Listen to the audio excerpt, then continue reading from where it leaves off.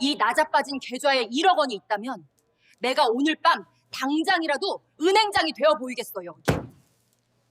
그 말은 단순한 비아냥이 아니었습니다. 부산의 매서운 겨울날 찬물을 끼얹는 듯한 충격으로 다가왔습니다. 킥킥거리는 웃음소리가 들려왔습니다.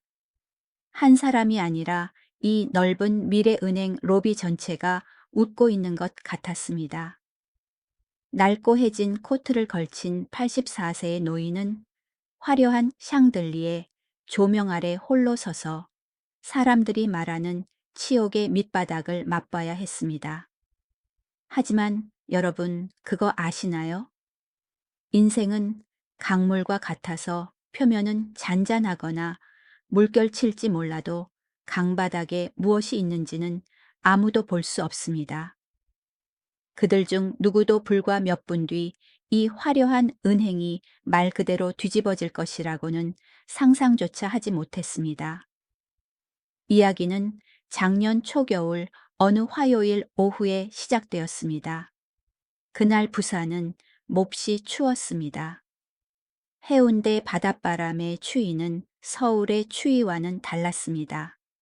살틈으로 파고들어 뼛속까지 시리게 만들었죠. 84세 노인인 저는 미래은행 본점까지 터벅터벅 걸어갔습니다. 지금 생각해보니 은행 유리문에 비친 제 모습은 솔직히 말해 좀 처량해 보이긴 했습니다. 저는 3년 전 시장 좌판에서 산 회색 운동화를 신고 있었습니다. 오른쪽 밑창이 다 닳아서 얇아진 탓에 자갈이나 차가운 도로를 밟을 때마다 발바닥의 감각이 고스란히 전해졌습니다. 해진 천 틈새로 바람이 들어와 발가락이 꽁꽁 얼었습니다. 하지만 저는 익숙했습니다. 절약하는 습관이 뼛속 깊이 박혀 마치 고칠 수 없는 만성 질환 같았으니까요. 제 자식들은 모두 성공해서 방문할 때마다 명품 옷과 반짝이는 구두를 옷장에 채워주곤 했습니다.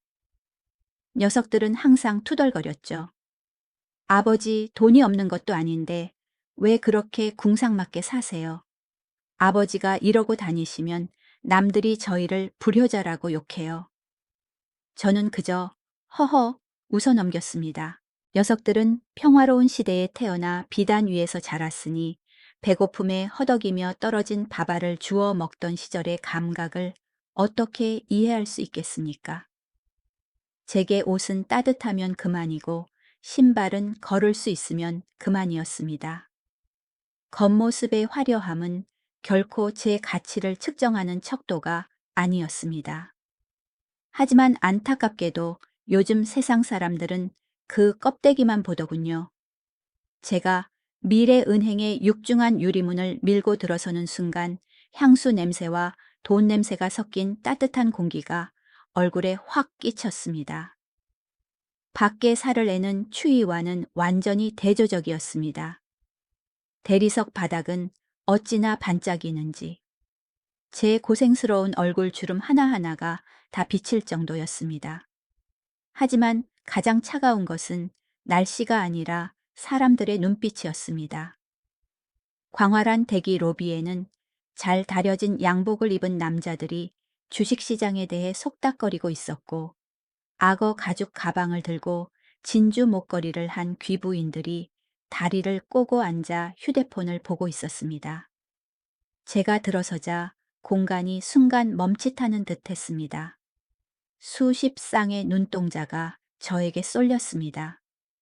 환영의 눈빛이 아니라 탐색하고 냉대하며 노골적으로 경멸하는 눈빛이었습니다. 저 노인네 길을 잃었나? 경비는 왜 안 맞고 뭐해? 노숙자가 추위 피하러 들어왔나 봐. 저 코트 좀 봐. 어디 쓰레기통에서 주워 입었나 본데. 어머, 너무 더러워 보여. 여기가 국제은행이지 무슨 사회복지센터도 아니고. 자기들은 작게 말한다고 생각했겠지만 이 나이가 되면 귀가 밝아지거나 아니면 자존심이 예민해져서인지 토시 하나까지 선명하게 들렸습니다. 하지만 제가 뭘 할 수 있겠습니까? 저는 못 들은 척했습니다. 고개를 숙이고 낡은 옷깃을 여미며 몸을 작게 움츠렸습니다. 84년을 살면서 세상의 입방에 무뎌지는 법을 배웠으니까요. 하지만 슬프지 않다면 거짓말이겠죠. 심장이 누군가에게 꼬집힌 듯 욱신거렸습니다. 저는 번호표 발급기 쪽으로 걸어갔습니다. 제 손잡벌 되어 보이는 말쑥한 정장 차림의 젊은 청년이 제 뒤에 서 있었습니다. 눈이 침침해 화면 글씨가 잘 안 보여. 잠시 머뭇거리자 그는 혀를 차며 거만한 말투로 말했습니다.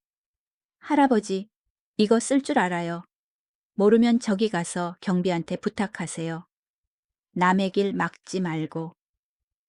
목소리가 크진 않았지만 주위 사람들이 듣고 돌아볼 정도였습니다. 그는 저를 마치 디지털 시대의 길을 잃은 선사시대 생물 보듯 했습니다. 마치 제가 글도 모르는 사람인 양 말이죠. 저는 뒤를 돌아보며 세상의 미숙함을 대할 때 짓곤하던 인자한 미소를 지어 보였습니다. 고맙네, 젊은이 쓸 줄 안다네. 제 늙고 굳은 살 박인 손가락이 터치스크린을 가볍게 눌러 번호표를 뽑아냈습니다. 청년은 눈을 동그랗게 뜨며 놀랐고 말 실수를 했다는 생각에 조금 민망해하는 듯 했습니다. 요즘 사람들은 노인을 낙후되고 짐이고 기계 앞에서는 바보가 되는 존재로 생각합니다. 하지만 그들은 잊고 있습니다. 오늘날 그들이 누리는 이 나라를 잿더미 속에서 기초를 닦고 건설한 것이 바로 우리 세대라는 사실을요. 저는 번호표를 들고 앉을 자리를 찾았습니다. 미래은행의 대기석은 정말 편안했습니다. 고급 가죽으로 감싸져 있어 앉자마자 감싸 안기는 느낌이었습니다. 하지만 그 안락함은 오래가지 않았습니다. 제 옆에는 짙은 화장의 향수 냄새를 풍기는 중년 여성이 앉아 있었습니다. 제가 앉자마자 그녀는 저를 곁눈질하더니 코를 찡그리며 마치 파리를 쫓듯 손을 휘저었습니다. 그러고는 슬금슬금 옆으로 피하더니 결국 벌떡 일어나 중얼거렸습니다. 아우, 무슨 냄새가 이렇게 지독해. 경비들은 뭐 하길래 이런 사람을 VIP 고객이랑 같이 앉혀놓는 거야. 그녀는 다른 자리로 가버렸습니다. 저는 멍하니 있었습니다. 오늘 아침 막내딸이 사준 레몬향 비누로 깨끗이 씻었습니다. 옷은 낡았지만 깨끗하게 빨아 햇볕에 말린 향기로운 옷이었습니다. 그녀가 맡은 냄새는 채취가 아니라 가난의 냄새였을 겁니다. 낡은 옷을 입고 늙으면 더러울 것이라는 편견이 사람의 후각마저 마비시켜버린 것이죠. 제 앞에는 한 대학생이 의자에 다리를 올린 채 친구와 큰 소리로 통화하고 있었습니다. 야, 너 그거 믿겨지냐? 내 옆에 거짓골을 한 노인네가 앉아 있어. 물이나 얻어 마시러 왔나 봐. 하하, 꼴이 아주 가관이야. 그는 목소리를 낮추는 척했지만 제가 듣으라고 일부러 크게 말하는 것 같았습니다. 저는 오늘 저의 분신과도 같은 검은 비닐봉지를 무릎 위에 올려놓았습니다. 그 안에는 통장이 들어 있었습니다. 표지는 너덜너덜해졌고 10년 전에 인쇄된 은행 로고는 희미해져 있었습니다. 주인만큼이나 낡은 모습이었죠. 저는 통장을 쓰다듬으며 갑자기 걷잡을 수 없는 그리움을 느꼈습니다. 아내가 보고 싶었습니다. 아내가 살아있을 때 제가 이 코트를 입을 때마다 타박하곤 했습니다. 여보, 은행에 돈이 가득한데 왜 자꾸 사서 고생해요? 제발 좋은 옷 좀 입어요. 저는 항상 대꾸했죠. 임자가 뭘 몰라서 그래. 이렇게 입어야 편하고 밖에 나가도 아무도 신경 안 쓰고 사기꾼한테도 안 당해. 지금 생각해보니 아내 말이 맞았나 봅니다. 오늘 아내가 세상을 떠나기 전 다려놓은 양복을 입고 나왔더라면 이런 냉대 어린 시선은 받지 않았을지도 모르니까요. 생각에 잠겨 있는데 백발이 성성한 할머니 한 분이 지팡이를 짚고 지나가다 멈춰 섰습니다. 할머니는 진심으로 동정 어린 눈빛으로 저를 바라보았습니다. 그리고는 몸을 숙여 속삭였습니다. 영감님, 여기 잘못 오셨어. 여기는 시중은행이라 지원금 안 줘요. 저기 사거리 구청으로 가야 해요. 오늘 화요일이라 아마 무료 급식도 줄 거야. 좋은 의도였습니다. 순진하고 진실한 호의였죠. 하지만 그 호의가 제 마음에 소금을 뿌린 듯 쓰라렸습니다. 사람들의 눈에 저는 정말로 사회적 구호가 필요한 대상이 되어버린 것입니다. 저는 고개를 들어 억지 미소를 지었습니다. 고맙습니다만 은행에 볼 일이 있어서 온 겁니다. 할머니는 딱하다는 듯 혀를 차며 고개를 젓고는 가버렸습니다. 아마 제가 노망이 났거나 헛된 자존심을 부린다고 생각했겠죠. 마침내 전광판에 제 번호가 떴습니다. 딩동. 104번. 저는 무릎을 짚고 힘들게 일어섰습니다.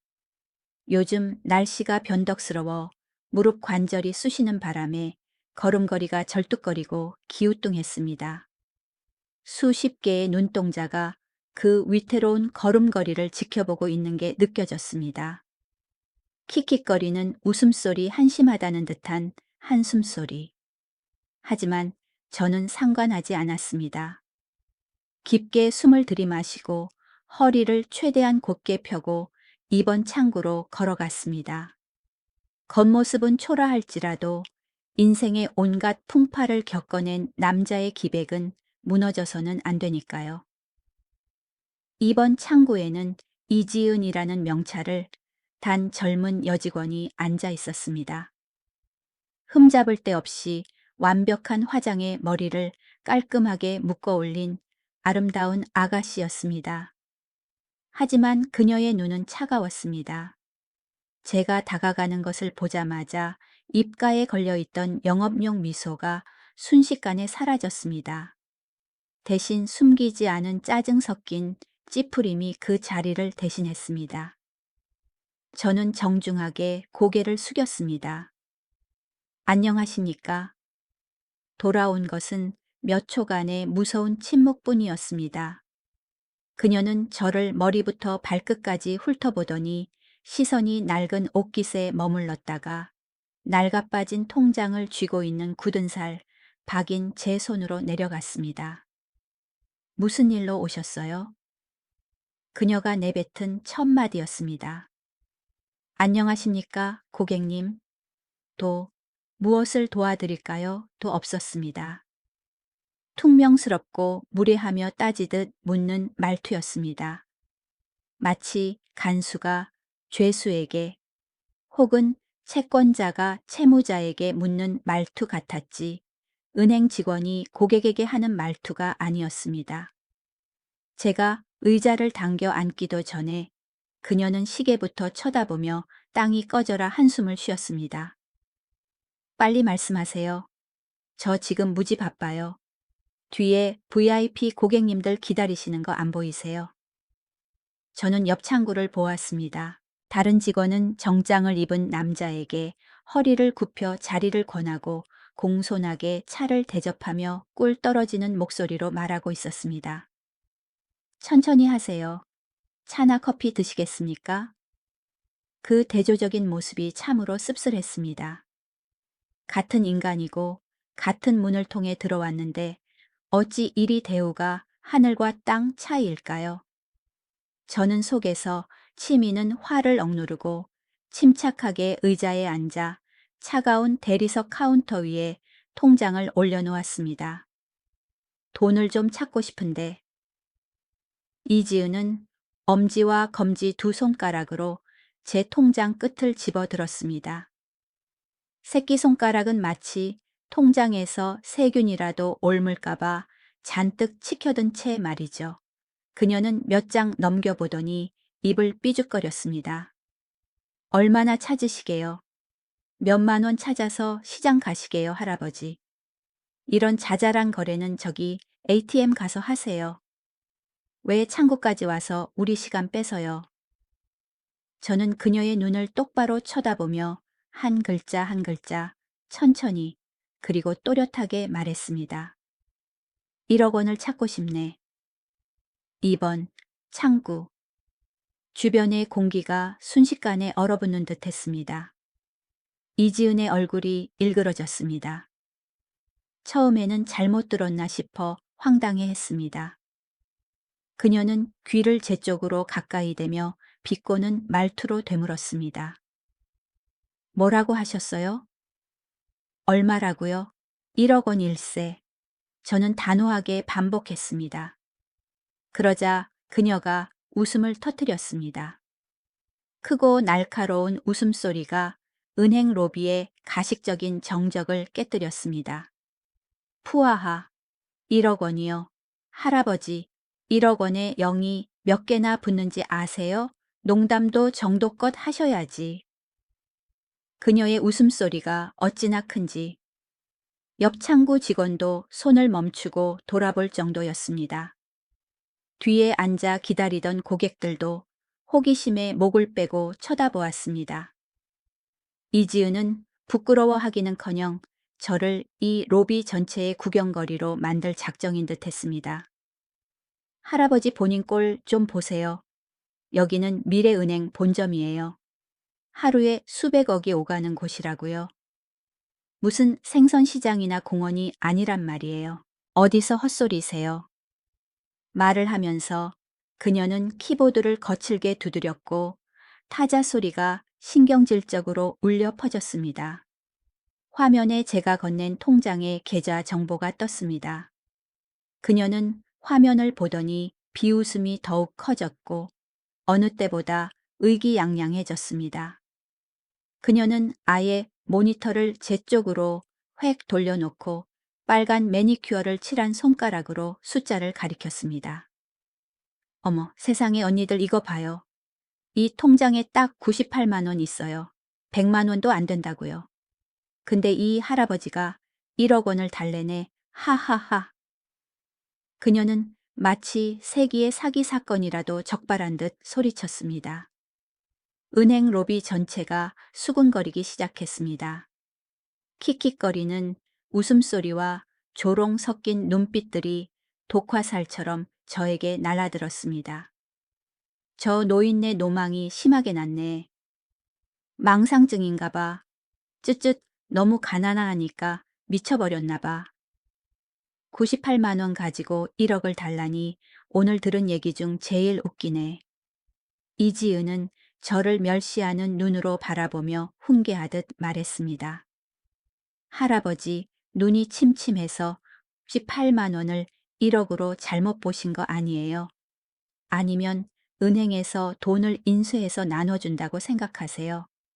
숫자 읽기 힘들면 다음엔 안경이나 쓰고 오세요. 아, 참, 안경 살 돈이나 있으시려나.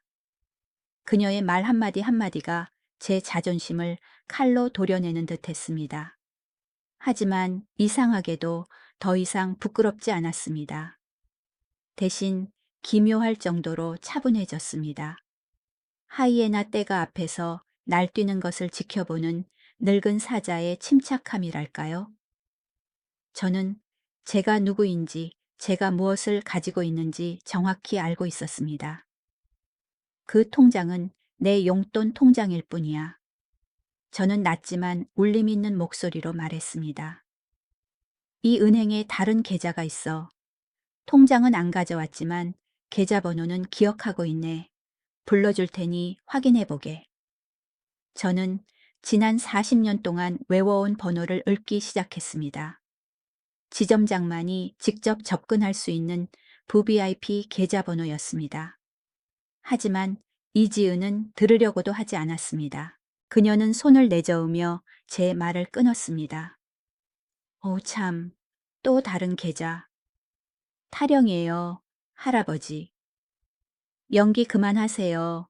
빈 수레가 요란하다더니. 휴면 계좌 여러 개 있다고 돈이 늘어나는 거 아니거든요. 요새 노인분들 이런 과대망상 많이 하시던데 TV를 너무 많이 보셨나? 그녀는 제가 부른 번호를 입력하려고 손을 키보드에 올리지도 않았습니다. 팔짱을 끼고 의자에 기대어 저를 당장 치워야 할 쓰레기 보듯 했습니다. 그만하고 여기서 난동 부리지 마세요. 당장 사회복지관이나 구청으로 가세요. 거기 가면 쌀도 주고 라면도 주니까요. 여긴 자선사업 하는 곳 아니거든요. 저 일해야 되니까 제발 좀 가세요. 정말 기가 찰 노릇이었습니다. 월급 받고 고객을 응대하는 은행 직원이 겉모습만 보고 고객을 내쫓고 있다니요. 계좌번호 확인하게. 그게 자네 의무야. 저는 다시 한번 인내심을 갖고 반복했습니다. 제 눈빛은 이제 더없이 엄격하고 날카로워져 있었습니다. 제 태도가 너무 단호해 보였는지 아니면 사람들에게 제가 거짓말쟁이라는 걸 증명하고 싶었는지 이지은은 고추 먹은 원숭이처럼 얼굴을 찌푸리며 혀를 찼습니다. 알았어요. 알았어. 제가 확인해서 아주 눈을 번쩍 뜨게 해드릴게요. 어차피 땡전 한 푼 없을 텐데 말이야. 그녀는 마지못해 키보드를 몇 번 두드렸습니다. 번호 다시 불러봐요. 저는 천천히 번호를 다시 불렀습니다. 그녀는 비웃음을 흘리며 동료들과 눈을 마주치고 낄낄거리면서 번호를 입력했습니다. 입력이 끝나자 그녀는 엔터키를 탁 소리나게 세게 쳤습니다. 화면에 접근 제한, 관리자 권한 필요라는 문구가 떴습니다. 당연한 일이었습니다. 제 계좌는 최고 등급 보안 계좌니까요. 하지만 그녀의 얕은 경력과 수준으로는 그걸 이해할 리 없었습니다. 그녀는 오류 메시지나 잔액이 뜨지 않는 걸 보고 곧바로 유령 계좌나 정지된 계좌라고 단정지어 버렸습니다. 낯선 알림창에 그녀의 표정이 1초간 굳어졌지만 곧 무지와 오만이 그녀의 머릿속을 다시 지배했습니다. 그녀는 저를 돌아보며 입꼬리를 비틀어 웃었습니다. 제가 본 것 중 가장 표독스러운 미소였습니다. 이것 봐요, 봤죠? 기계에도 아무것도 안 뜨잖아요. 유령 계좌거나 아주 옛날에 정지된 계좌겠지? 그러고는 벌떡 일어나 저에게 끝까지 모욕을 주기 위해 로비가 떠나가라 큰 소리로 외쳤습니다. 할아버지, 제가 하나 말씀드릴게요. 만약 이 낡아빠진 계좌에 1억 원이라도 있다면 제가 오늘 밤 당장 이 은행장을 하겠습니다.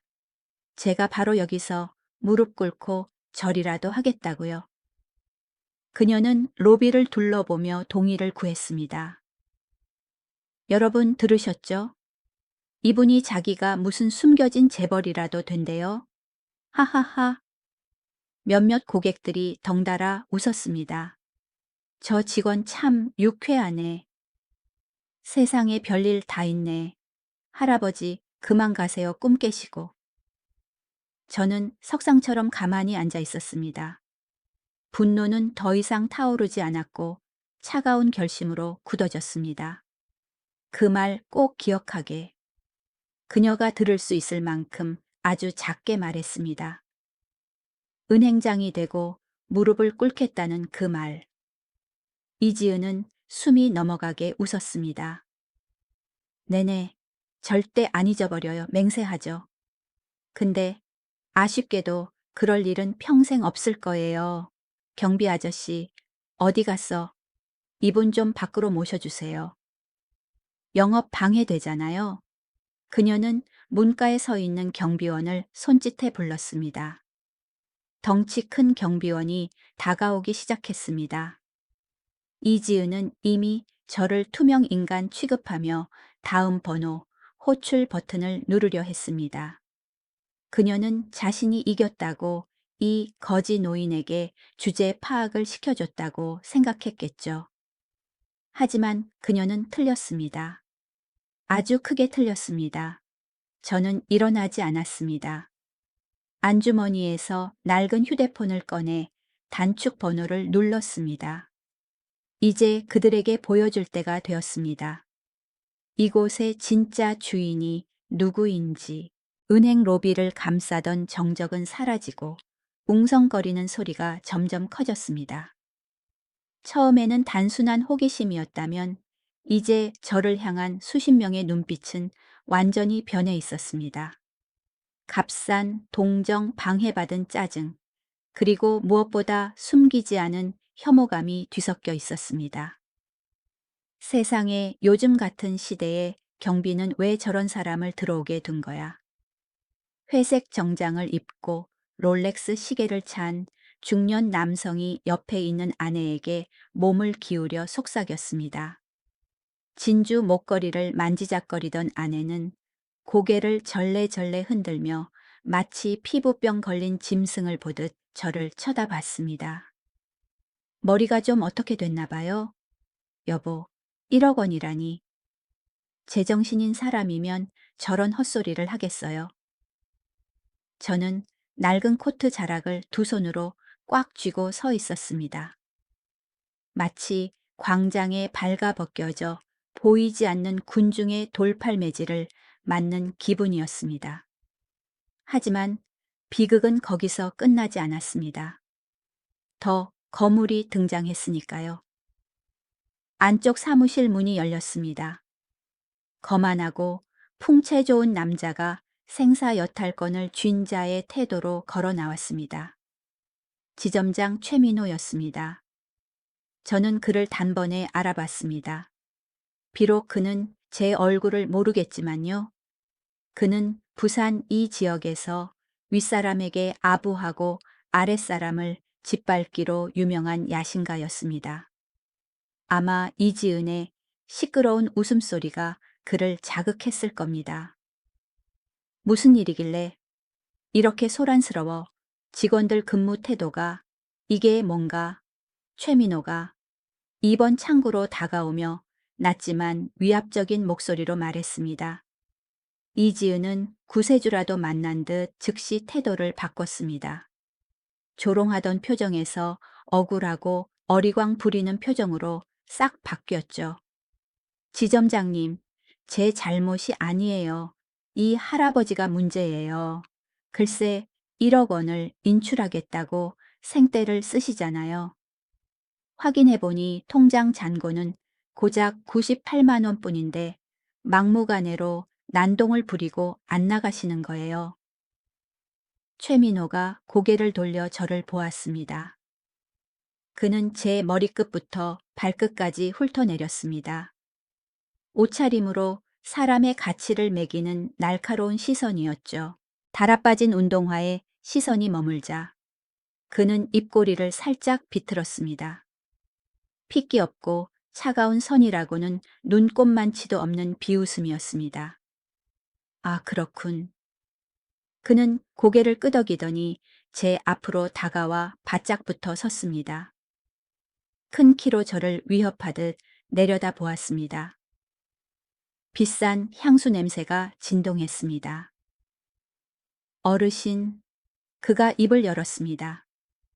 목소리는 부드러운 척했지만 이어지는 말은 제 얼굴을 가격하는 주먹과도 같았습니다. 어르신, 오늘 아침에 약은 드셨습니까? 저는 멍해졌습니다. 얼굴로 피가 쏠렸습니다. 짧지만 모욕의 극치인 질문이었습니다. 그는 저를 고객으로도 가난한 사람으로도 보지 않고 미친 사람으로 취급했습니다. 병원을 탈출한 정신병자로 말입니다. 주변에서 다시 수군거리는 소리가 터져 나왔습니다. 거봐, 내가 그랬잖아. 노망난 거라고. 쯧쯧, 자식들은 뭐 하길래 노인을 저렇게 돌아다니게도. 저는 떨리는 목소리를 감추려 애쓰며 깊게 숨을 들이쉬었습니다. 내 머리는 아주 멀쩡하네. 지점장 양반. 난 병도 없고 약 먹는 것도 잊지 않았어. 나는 합법적인 거래를 하러 온 거야. 1억 원을 인출하러 왔단 말일세. 최민호는 한숨을 쉬었습니다.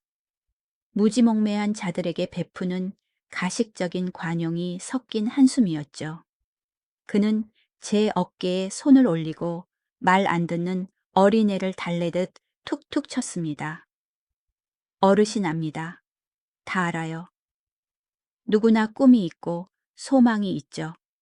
하지만 현실을 받아들이셔야죠. 은행은 숫자로 일하는 곳이지 꿈을 꾸는 곳이 아닙니다. 그는 제 귀에 가까이 대고 주변 사람들에게 들릴 정도로만 목소리를 낮춰 속삭였습니다. 생활이 너무 어려우시면 복지 상담을 받으러 가세요. 나가서 사거리에서 왼쪽으로 꺾으면 시청이나 구청이 나옵니다. 거기 가면 쌀도 주고 의료비 지원도 해줄 겁니다. 여기 와서 돈 달라고 해봤자 저희가 어디서 돈을 구해다 드립니까? 그의 말은 겉으로는 친절한 조언 같았지만 단어 하나하나가 비수처럼 심장을 찔렀습니다. 그는 저에게 값싼 동정을 베풀고 있었습니다.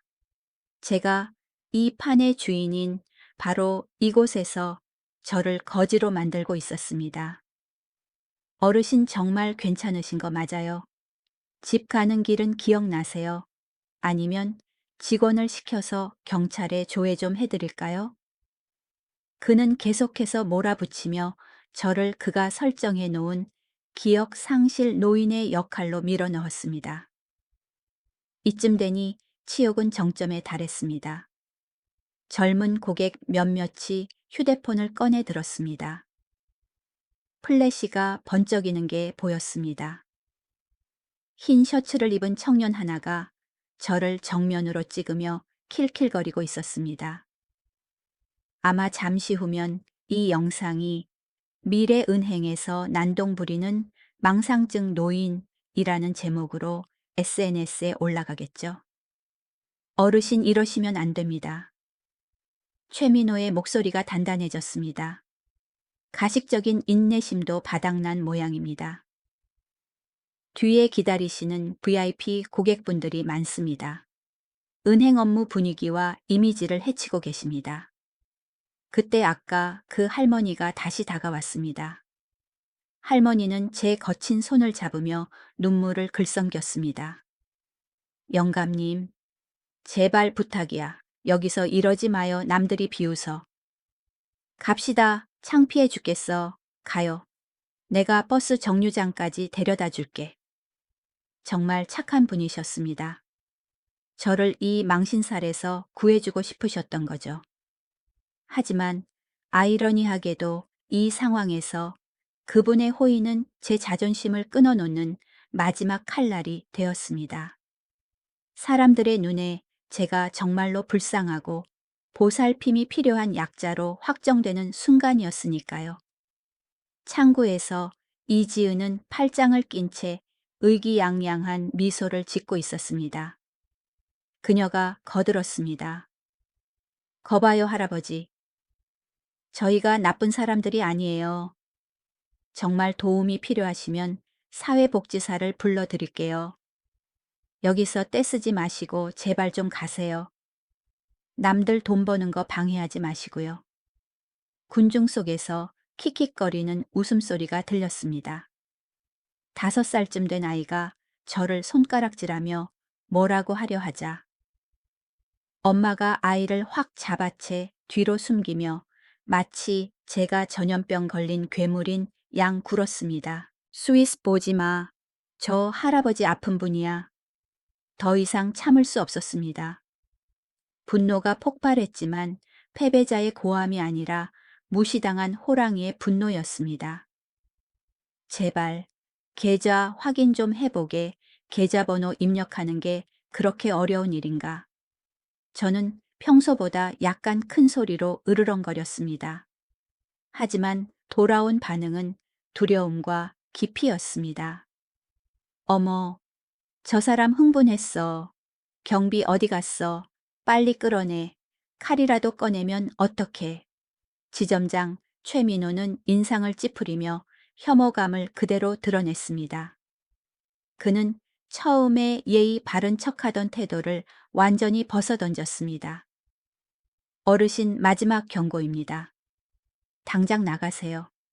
제 발로 안 나가시면 보안팀 불러서 끌어내겠습니다. 그때 가서 경로 우대 안 해준다고 원망하지 마십시오. 노골적인 협박이었습니다. VVIP 계좌를 가진 고객을 무력으로 쫓아내겠다고 협박하다니. 정말 웃지 못할 비극입니다. 저는 주위를 둘러보았습니다. 차가운 얼굴들, 경멸 어린 눈빛들, 비웃는 입술들. 지점장부터 직원 우아한 고객부터 지나가는 사람까지 모두 저를 털어내야 할 먼지처럼 보고 있었습니다. 저는 깊은 숨을 들이쉬고 위장까지 차오른 울분을 삼켰습니다. 그 순간 인간의 가치에 대해 눈먼 자들과 논쟁하는 것은 무의미하다는 것을 깨달았습니다. 다른 방법이 필요했습니다. 더 잔인하고 더 직접적인 방법이. 좋아. 저는 기묘할 정도로 차분한 목소리로 말했습니다. 그럼 이제 가주지.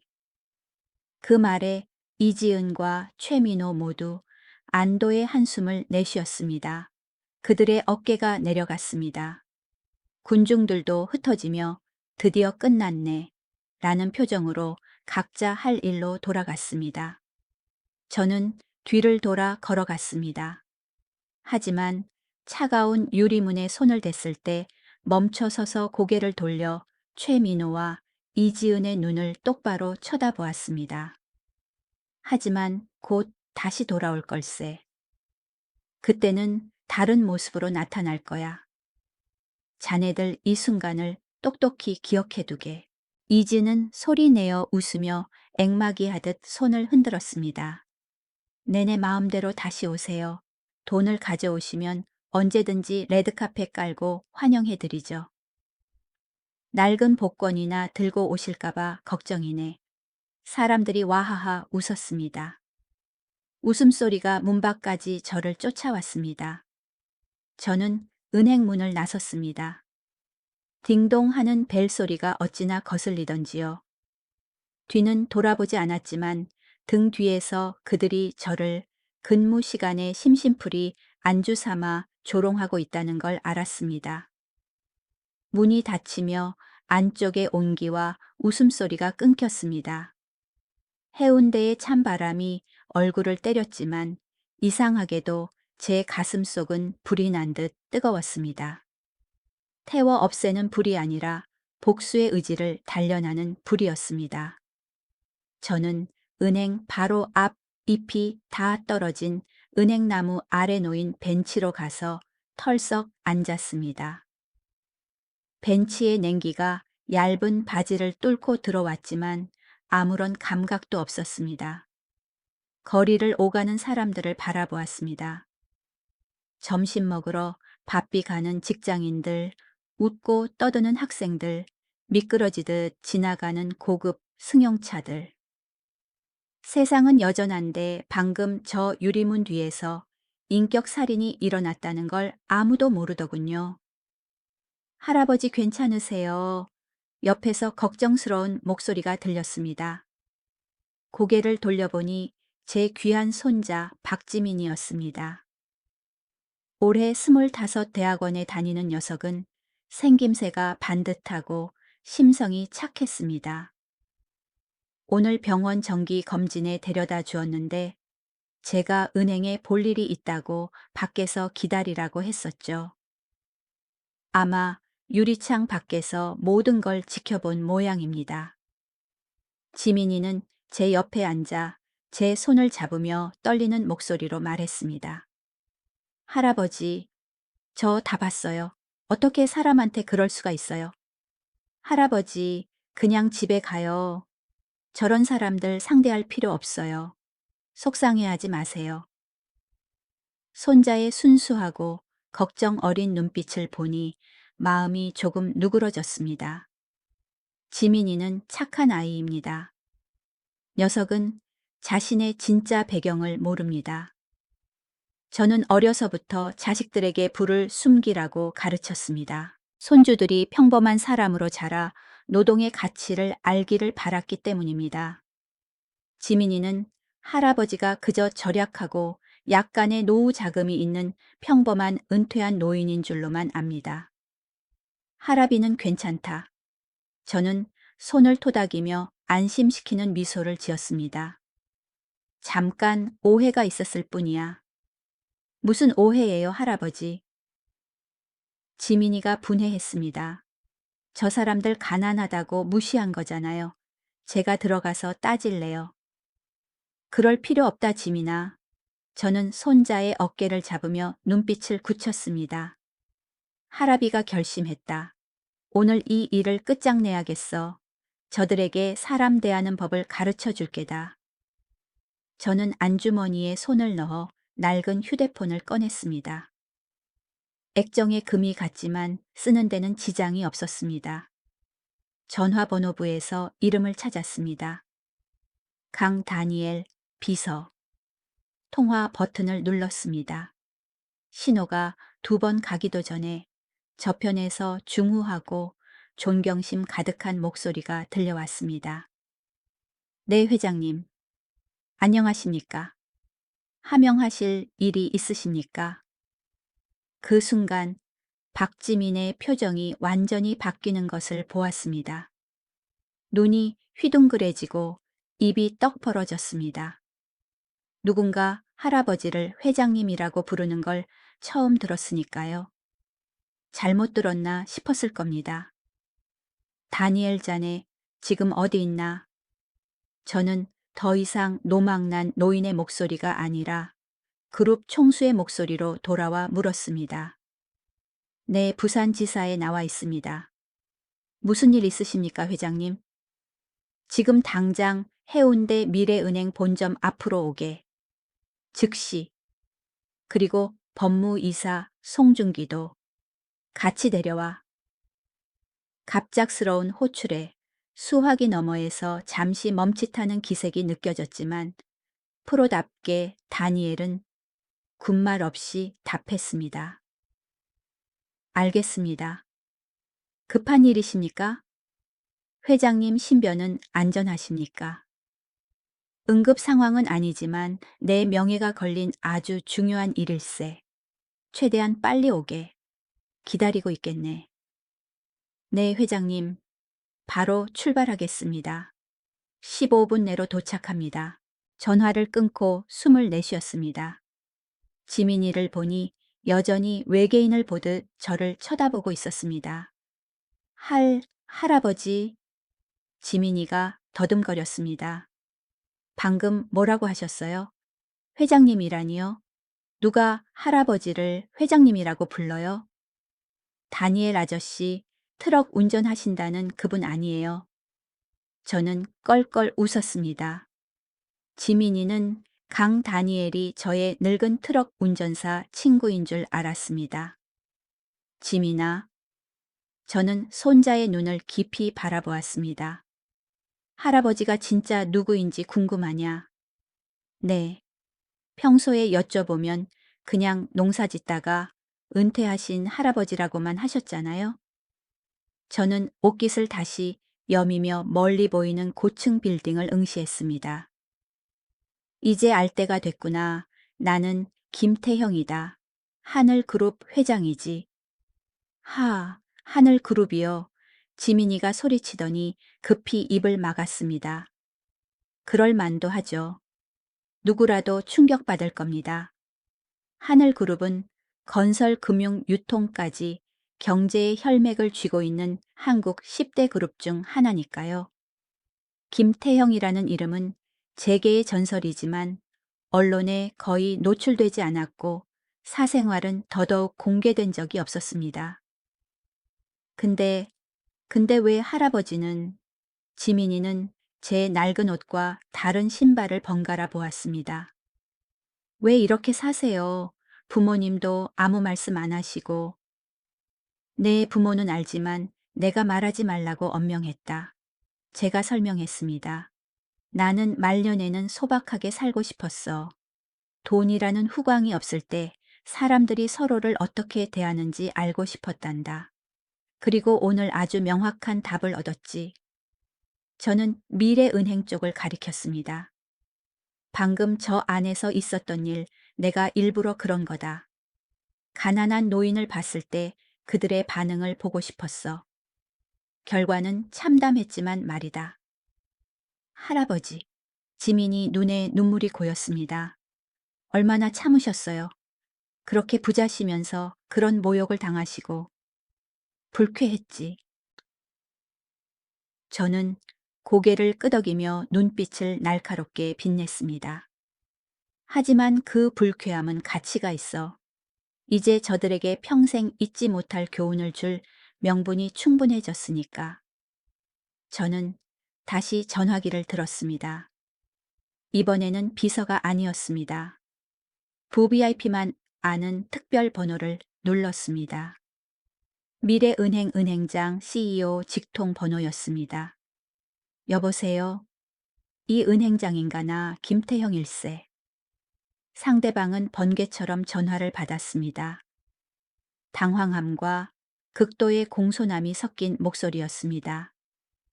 아이고, 회장님 영광입니다. 어쩐 일로 직접 전화를 다 주셨습니까? 혹시 불편하신 점이라도 있으십니까? 이 은행장 자네, 내가 미래은행 시스템에 돈을 얼마나 맡겨놨는지 기억하나? 제가 차갑게 물었습니다. 물론 기억하죠. 어찌 잊겠습니까? 오늘 오전 기준으로 예금 및 위탁 투자, 총 잔액이 약 500억 원입니다. 회장님은 저희 은행의 가장 크고 중요한 개인 고객이십니다. 200억 원. 옆에 앉아있던 박지민이 의자에서 굴러 떨어질 뻔했습니다. 녀석은 입을 다물지 못하고 멍하니 있었습니다. 그래 맞네. 제가 계속했습니다. 그런데 부산 본점의 자네 직원들은 그렇게 생각하지 않는 모양이야. 방금 여기서 아주 흥미로운 경험을 했거든. 저는 흥미로운이라는 단어에 비꼬는 듯한 힘을 실었습니다. 전화선 너머로 은행장의 이마에 식은땀이 흐르는 게 느껴지는 듯 했습니다. 회장님, 무슨 일이 있으셨습니까? 말씀만 해주십시오. 자네가 직접 오게. 나 지금 본점 앞 벤치에 앉아있네. 20분 주겠네. 안 오면 내일 아침부로 이 200억 원 전액을 경쟁은행으로 옮기겠네. 네네, 당장 가겠습니다. 근처에서 회의 중이었습니다. 날아가겠습니다. 회장님. 노여움을 푸십시오. 전화를 끊었습니다. 지민이를 보니 여전히 얼음 상태였습니다. 할아버지. 200억 원이 진짜 할아버지 돈이에요. 그래, 미래은행에 있는 현금일 뿐이다. 다른 은행에도 더 있지. 저는 아무렇지 않게 대답했습니다. 바로 그때 부드러운 엔진 소리와 함께 차가 미끄러져 들어왔습니다. 길고 검은색의 최고급 리무진이 우리 앞에 멈춰 섰습니다. 거리를 압도하는 차에 등장해 지나가는 사람들이 모두 쳐다보았습니다. 번호판은 8888, 최고의 권력을 상징하는 번호였습니다. 차 문이 열렸습니다. 운전석에서 강 다니엘이 내렸습니다. 뒷좌석에서 송중기가 내렸습니다. 두 사람 모두 최고급 맞춤 정장을 입고 구두는 반짝거렸으며 머리는 단정했습니다. 엘리트 계층의 풍모가 흘러넘쳤습니다.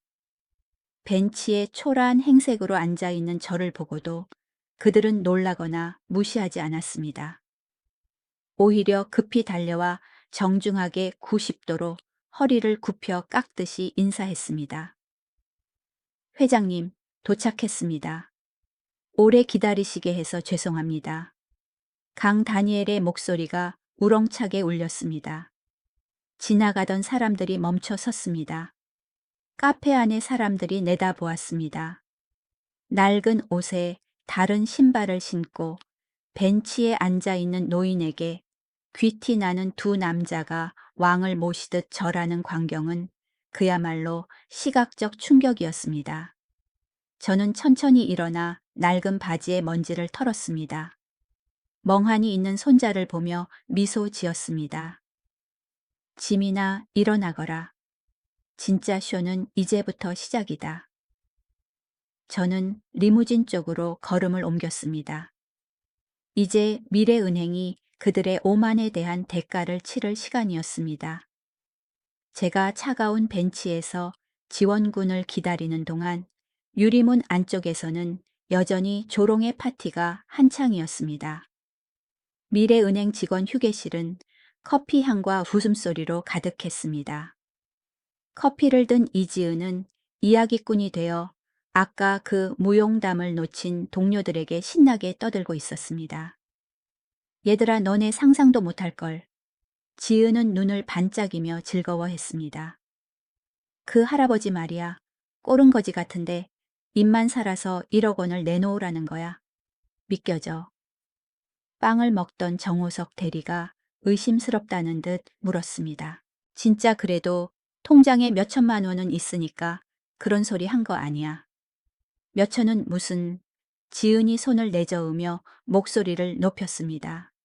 내가 눈 씻고 봐도 딱 98만 원이더라니까 100만 원도 안 돼. 근데 자꾸 딴 계좌가 있다느니 내가 후회할 거라느니 뻥을 치잖아. 아우, 웃겨서 배 아파 죽는 줄 알았네. 휴게실 전체가 웃음바다가 되었습니다. 신입사원 김남준이 배를 잡고 웃었습니다. 지은 선배님, 진짜 개그맨이네요. 저였으면 얼어서 아무 말도 못했을 텐데. 와, 근데 선배님 깡 좋으시네요. 은행장 내기까지 하시고. 그럼 그래야지. 지은이 거만하게 턱을 치켜들었습니다. 이런 망상 환자들은 세게 나가야 돼. 안 그러면 기어오른다니까. 내가 그랬지. 만약 진짜 1억 있으면 내가 은행장 할 뿐만 아니라 무릎 꿇고 구두라도 핥아주겠다고. 그때 휴게실 문이 벌컥 열리며 지점장 최민호가 들어왔습니다. 쓰레기 하나를 처리하고 온 듯 여유로운 표정으로 서류를 들고 있었습니다. 무슨 얘기들이 그렇게 재밌어 로비까지 웃음소리가 들리던데. 아, 지점장님? 지은이 벌떡 일어났습니다. 아까 그 할아버지 얘기하고 있었어요. 다시 생각해도 너무 웃겨서요. 최민호는 의자를 빼 앉으며 차를 한 모금 마시고 고개를 끄덕였습니다. 아, 그건 나도 가서 보니 안쓰럽기도 하고 웃기기도 하더구먼. 절뚝거리는 걸음걸이의 낡은 코트. 그러면서 계좌 확인 안 하냐고 따지는데 참 노년의 비극이야. 그쵸. 지점장님도 그렇게 생각하시죠. 지은이 기세를 몰아 말했습니다. 심지어 다른 모습으로 돌아오겠다고 협박까지 하더라니까요. 집에 가서 아들 양복이라도 빌려 입고 와서 재벌놀이 하려나 봐요. 다시 한번 웃음이 터졌습니다. 최민호는 철학자인 척 고개를 저었습니다.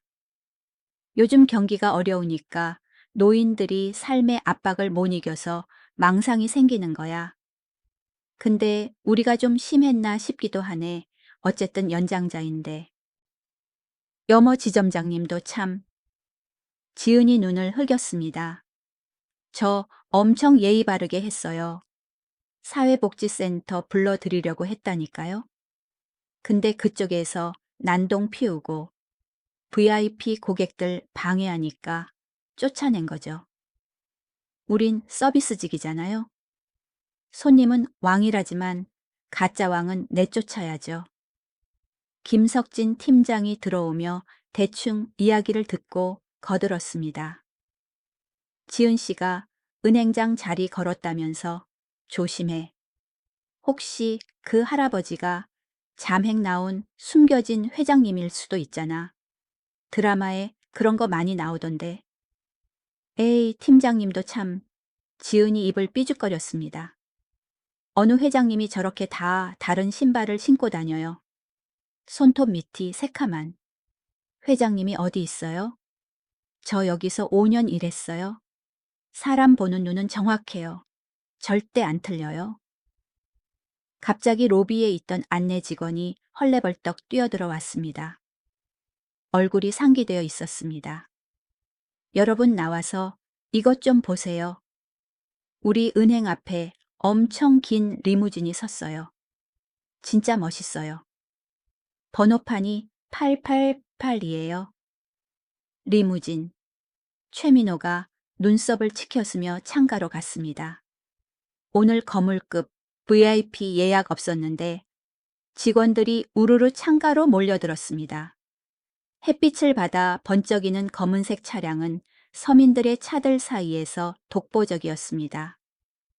와, 저거 어느 그룹 차야. 재벌이나 톱스타겠네. 한 여직원이 눈을 가늘게 떴습니다. 저거 봐요. 정장 입은 남자 둘이 내려서 누구한테 90도로 인사하는데 어디 저기 벤치에 앉은 사람한테요. 저 사람 아까 그 할아버지 아니에요. 휴게실이 순식간에 찬물을 끼얹은 듯 조용해졌습니다. 최민호는 눈을 가늘게 뜨고 자세히 보았습니다. 그 회색 낡은 코트가 맞았습니다. 그 마른 체형이 맞았습니다. 그런데 왜 저 최고급 리무진에서 내린 두 남자가 저 노인에게 저토록 깍듯이 허리를 굽히고 있는 걸까요? 아마 가족이 데리러 왔나 보지. 초의 민호는 합리적인 이유를 찾으려 애쓰며 중얼거렸습니다. 노인이 침에 걸려 길 잃었는데 자식들이 성공해서 좋은 차 타고 데리러 온 걸 거야. 맞아요. 그럴 거예요. 지은도 얼른 맞장구 쳤지만 목소리가 떨렸습니다. 그렇지 않고서야. 자, 다들 자리로 가죠. 쉬는 시간 끝났어요. 그들은 흩어지며 마음속에서 피어오르는 막연한 불안감을 떨치려 애썼습니다. 그들은 아직 몰랐습니다. 진짜 태풍이 몰려오고 있다는 것을. 그리고 그 태풍이 자신들을 완전히 쓸어버릴 것이라는 사실을요.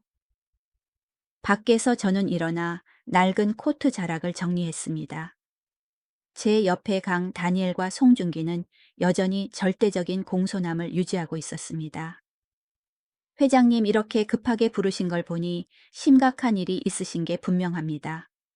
강 다니엘이 걱정스럽게 물었습니다. 누가 해코지라도 했습니까? 저는 거대한 미래은행 간판을 올려다보며 씁쓸하게 웃었습니다. 다니엘, 육체적인 해코지는 없었네. 하지만 그들은 내 자존심을 짓밟았어. 방금 여기서 아주 흥미로운 경험을 했지.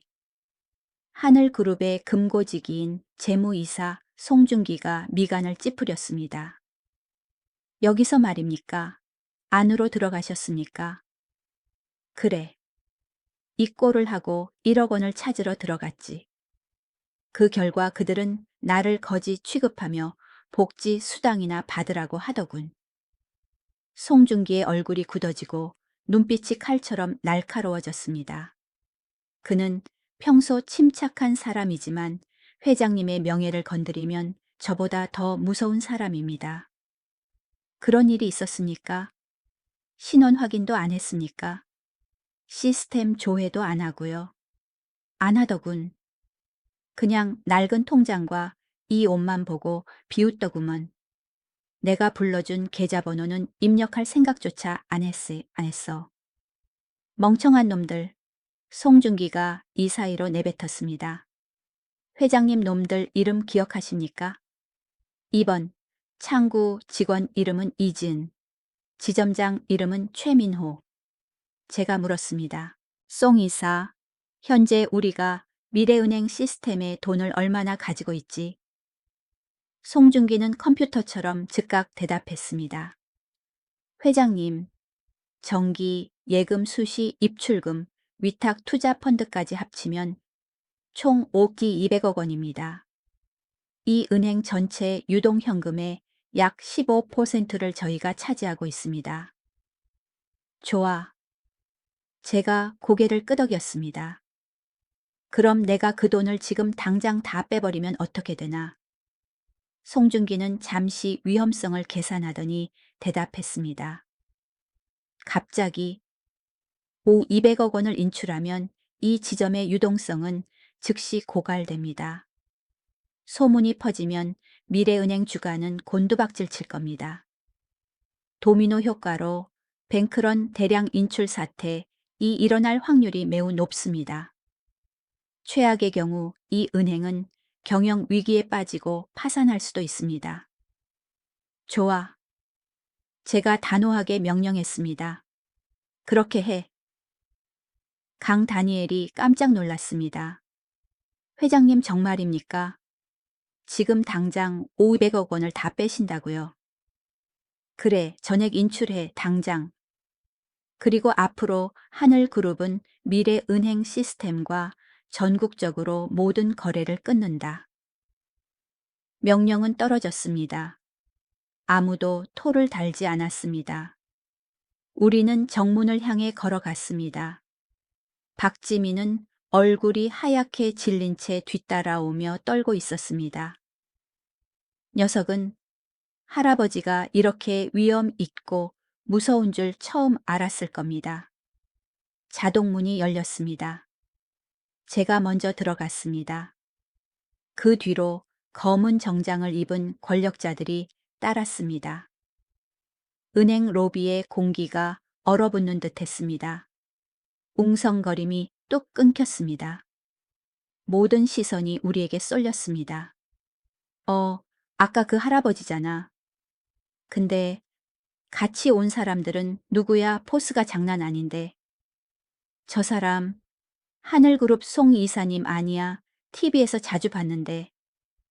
강 다니엘이 안내 데스크로 성큼성큼 걸어갔습니다. 립스틱을 바르던 안내 직원이 황급히 일어나 허둥지둥했습니다. 어서 오십시오, 고객님. 무엇을 도와드릴까요?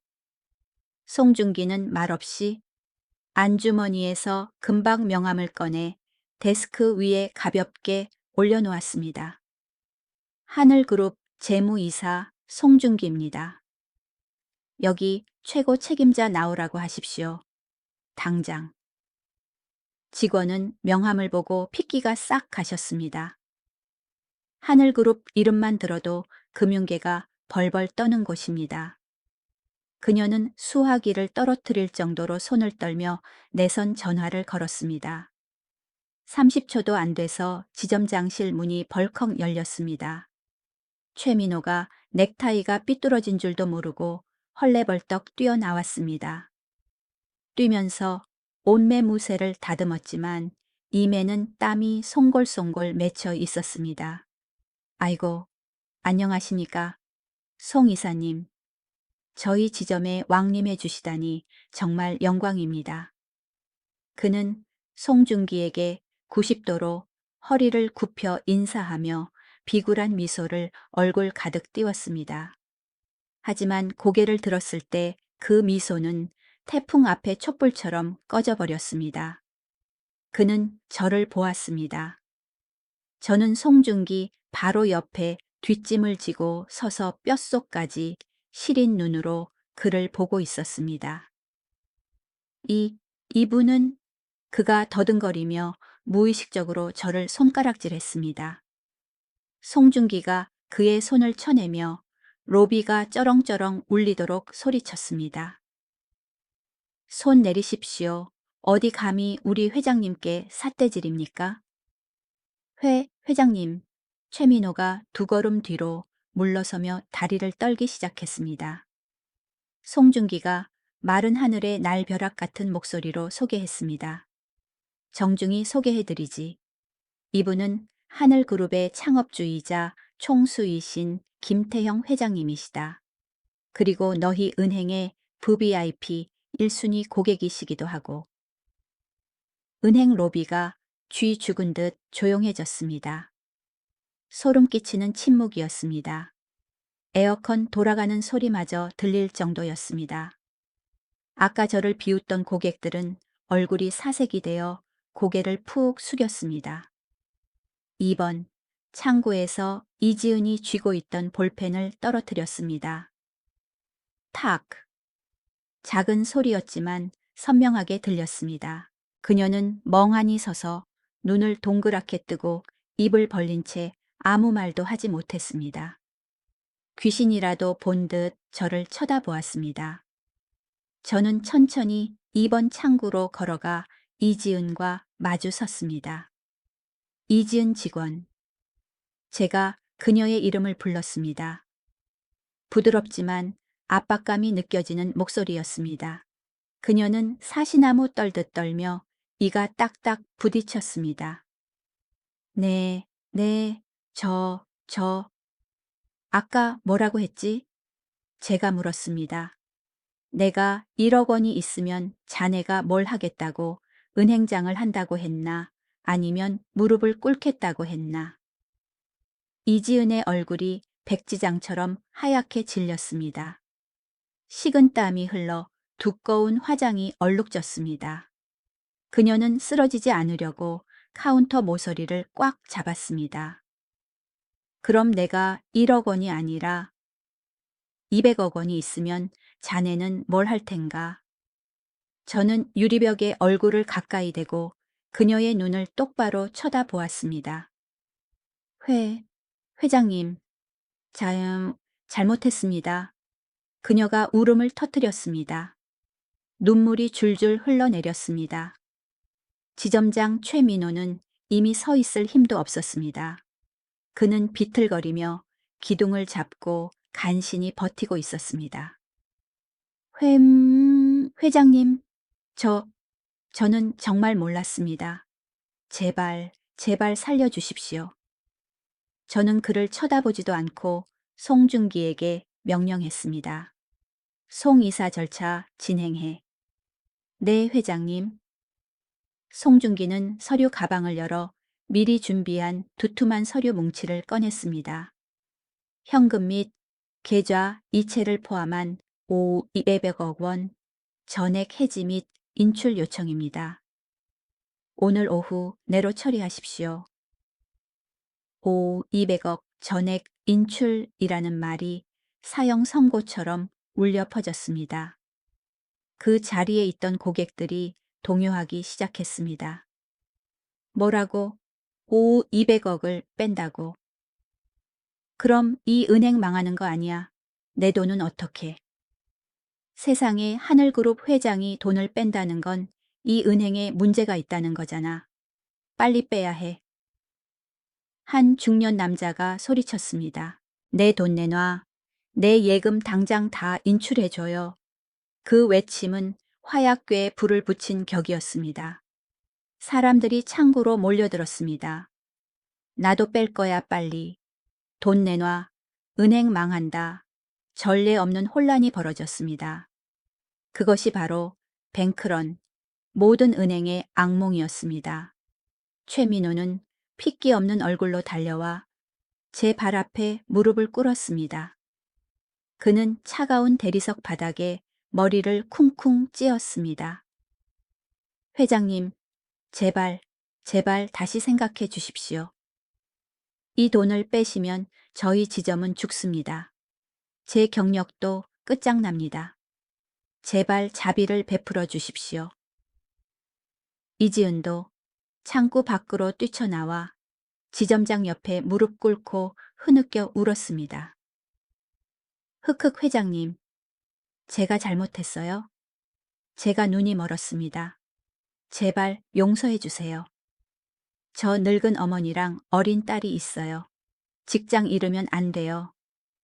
저는 발 아래 무릎 꿇은 두 사람을 보았지만 마음은 조금도 흔들리지 않았습니다. 자비라고 제가 차갑게 되물었습니다.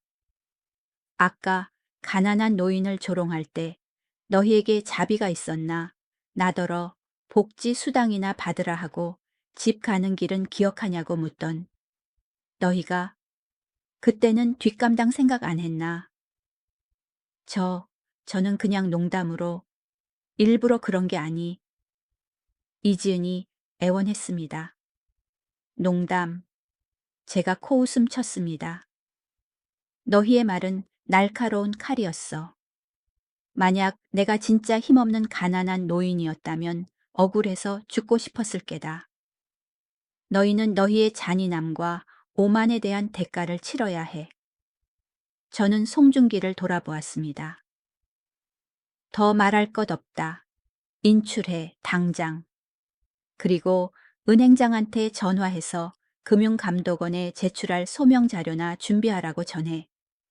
고객들은 더욱 흉포해져 책상을 치고 돈을 달라고 소리쳤습니다. 경비원들도 막을 수 없었습니다. 비상벨이 울리기 시작했습니다. 한때 고급스러움과 안정의 상징이었던 미래은행 해운대점은 이제 난장판 아수라장이 되었습니다. 그리고 모든 것을 시작한 저는 조용히 그 광경을 지켜보았습니다. 이건 단순한 복수가 아니라 인과응보에 대한 교훈이었습니다. 다음 날 아침 평소보다 일찍 눈을 떴습니다. 저택의 공기는 이상할 정도로 고요해 밖에서 휘몰아치는 폭풍과는 대조적이었습니다. 저는 따뜻한 차를 한 주전자 우련에 소파에 앉아 TV를 켰습니다. 뉴스 특보, 붉은 자막이 화면을 가로질렀습니다. 심각한 표정의 앵커가 다급한 목소리로 전했습니다. 어제 한국 금융시장은 미래은행에서 전례 없는 사태를 목격했습니다. 이 은행의 주가는 하루 만에 30% 하한가를 기록하며 곤두박질 쳤습니다. 원인은 부산 해운대점에서 시작된 대량 인출 사태 뱅크런으로 확인되었습니다. TV 화면은 미래은행 앞에 혼란스러운 장면으로 바뀌었습니다. 수백 명의 시민이 돈을 찾겠다고 밀치고 소리 지르고 있었습니다. 경찰이 질서 유지를 위해 바리케이드를 쳐야 했습니다. 단독 취재에 따르면 이번 사태는 국내 굴지의 대기업 하늘그룹이 돌연 오후압지에요. 억 원 전액을 인출하고 해당 은행과 모든 거래를 중단하면서 시작되었습니다. 이 움직임이 투자자들에게 연쇄적인 공포심을 유발하여 제 손자 지민이가 2층에서 우유잔을 들고 내려오다 TV에 시선을 고정했습니다. 녀석은 제 옆에 앉아 고개를 저으며 감탄했습니다. 할아버지 진짜 대단하시네요. 할아버지 결정 하나로 은행 시스템 전체가 흔들리다니. 저것 좀 보세요. 사람들 난리 났어요. 저는 차를 한 모금 마셨습니다. 혀끝의 쌉싸름한 맛이 점차 단맛으로 변해갔습니다. 손자를 보며 옅은 미소를 지었습니다. 내가 대단한 게 아니다 얘야. 필연적인 법칙일 뿐이지. 오만으로 집 기둥이 썩어 있으면 미풍만 불어도 집 전체가 무너지는 법이야. 난 그저 그 바람이었을 뿐이다. 탁자 위 전화기가 요란하게 진동했습니다. 강 다니엘의 이름이 떴습니다. 회장님. 전화기 너머 다니엘의 목소리는 통쾌해 하면서도 절제를 유지하고 있었습니다. 미래은행장이 지금 우리 본사 로비에 와 있습니다. 사죄 드리고 싶다며 긴급 면담을 요청하고 있습니다. 회장님이 만나주실 때까지 무릎 꿇고 기다리겠답니다. 저는 창밖을 보았습니다. 아침 햇살이 나무집 사이로 비치고 있었습니다. 어제의 분노는 사라지고 평온함만 남았습니다. 교절하게 다니엘, 가서 저 난장판이나 수습하라고 해. 일은 이미 끝났어. 만날 필요 없다. 정오뉴스에 새로운 소식이 떴습니다. 지점장 최민호와 창구 직원 이지은은 즉시 최고 수위의 징계 해고를 당했습니다. 그뿐만 아니라 그들의 끔찍한 서비스 태도가 SNS에 퍼져 사회적으로 매장당했습니다. 어떤 금융기관도 그들을 받아주려 하지 않았습니다. 한순간에 오만에 대한 대가치고는 너무나 혹독했죠. 며칠 뒤 모든 일이 잠잠해질 무렵 저는 인출한 돈을 예금하기 위해 다른 은행을 찾았습니다. 이번에는 그 낡은 코트를 입지 않았습니다. 최고급 맞춤 정장에 넥타이를 메고 반짝이는 구두를 신었습니다.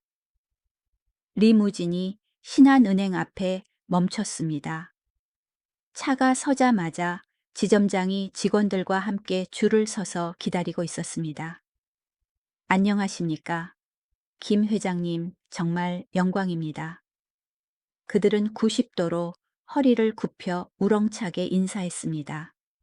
저는 VIP 룸으로 안내되어 최고급 가죽 소파에 앉아 최상급 차를 대접받았습니다. 모든 절차는 신속하고 정중했으며 직원들의 말 한마디 한마디가 꿀처럼 달콤했습니다. 미래은행에서의 대우와는 하늘과 땅 차이였습니다. 하지만 이상하게도 기쁘지 않았습니다. 씁쓸할 뿐이었습니다. 여전히 저 김태형은 그대로인데 단지 옷을 바꿔 입고 거치장을 바꿨다는 이유로 사람들의 태도가 180도 바뀌다니요. 돌아가기 전 저는 젊은 지점장의 손을 잡고 눈을 깊이 들여다보며 당부했습니다. 이복에 내가 이율이 높거나 차가 맛있어서 여기 돈을 맡기는 게 아닐세. 딱 하나 부탁이 있네. 네, 회장님. 말씀만 하십시오. 앞으로 자네 직원들에게 이르게 모든 고객을 정중하게 대하라고. 고급 차를 타고 오든 걸어오든 양복을 입었든 낡은 옷을 입었든 말이야. 그 낡은 옷 속에 부처가 들어 있을 수도 있고 자네 은행을 살릴 파트너가 들어 있을 수도 있으니까. 젊은 지점장은 식은땀을 흘리며 연신 고개를 숙였습니다. 네, 명심하겠습니다, 회장님. 돌아오는 길에 옆에 앉은 지민이가 한참을 생각하다 물었습니다. 할아버지 후회 안 하세요?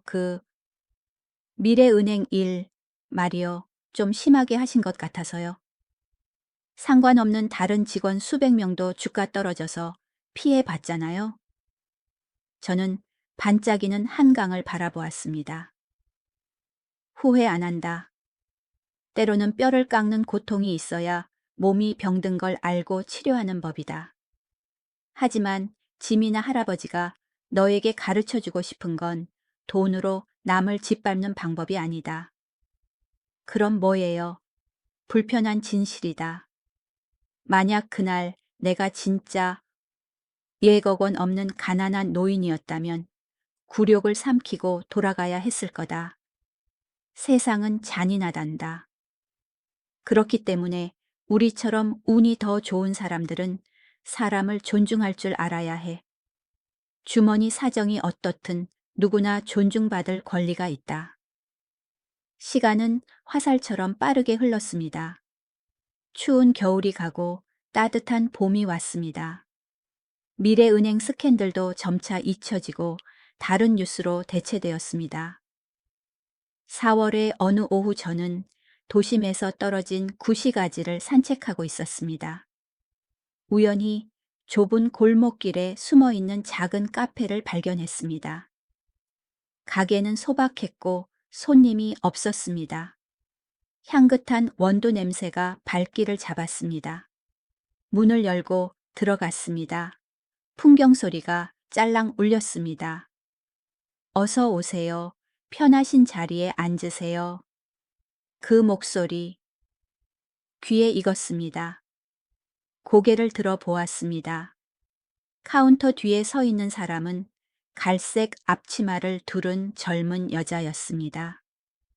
머리를 낮게 묶고 화장기 없는 얼굴은 초췌했고 눈 밑이 거무스름했습니다. 기억 속의 모습보다 훨씬 야위어 있었습니다. 이지은이었습니다. 처음에는 저를 알아보지 못했습니다. 고급 정장 때문인지 아니면 감히 손님 얼굴을 똑바로 보지 못해서인지도 모릅니다. 주문하시겠어요? 그녀가 물었습니다. 능숙하게 카운터를 닦는 손길에 체념이 묻어났습니다. 따뜻한 라테 한 잔 주게. 설탕은 조금만 넣고. 제가 입을 열었습니다. 제 목소리를 듣는 순간 행주질하던 그녀의 손이 멈추었습니다. 그녀는 천천히 고개를 들었습니다. 눈이 커지더니 이내 공포로 수축되었습니다. 행주가 바닥으로 떨어졌습니다. 얼굴에서 핏기가 싹 가시고 입술이 파들파들 떨렸지만 목소리가 나오지 않았습니다. 회장님. 그녀는 뒷걸음질 치다 컵 선반에 부딪혀 요란한 소리를 냈습니다. 아마 제가 마지막 남은 밥줄마저 끊으러 왔다고 생각했겠죠. 저는 살기 하나 없는 진짜 인자한 미소를 지었습니다. 왜 그러나 난 그냥 커피 마시러 왔는데. 안 파나? 네, 팝니다. 그녀는 허둥지둥 행주를 주었지만 손이 너무 떨려 템퍼를 제대로 쥐지도 못했습니다. 저는 참을성 있게 기다렸습니다. 그녀가 힘들게 커피를 내리는 동안 그녀의 마른 뺨 위로 눈물이 뚝뚝 떨어지는 게 보였습니다.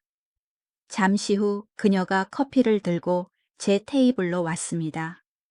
잔을 내려놓고도 그녀는 차마 돌아서지 못하고 고개를 푹 숙인 채 울먹였습니다. 회장님, 제가 정말 잘못했습니다. 사과드리기엔 너무 늦은 거 알지만 정말 뼈저리게 후회하고 있어요. 제발 여기서 쫓아내지 말아주세요. 어머니 모시려면 이 일밖에 없어요. 그녀는 다시 무릎을 꿇으려 했습니다. 저는 급히 그녀의 어깨를 잡아 일으켜 세웠습니다. 꿇지 마라. 사람은 하늘과 부모님 앞에서만 무릎 꿇는 거다. 저는 그녀에게 맞은편 의자에 앉으라고 했습니다. 그녀는 쭈뼛거리며 앉았지만 눈물은 멈추지 않았습니다. 지은 양, 저는 아버지처럼 다정하게 말했습니다. 복수는 한순간의 통쾌함일 뿐이야. 하지만 용서는 영원한 교훈이지. 그녀가 놀란 젖은 눈으로 저를 쳐다보았습니다. 내 소식 듣고 있었어. 저는 그녀를 안심시키기 위해 약간의 거짓말을 보탰습니다. 여기서 아주 성실하게 일한다고 들었어.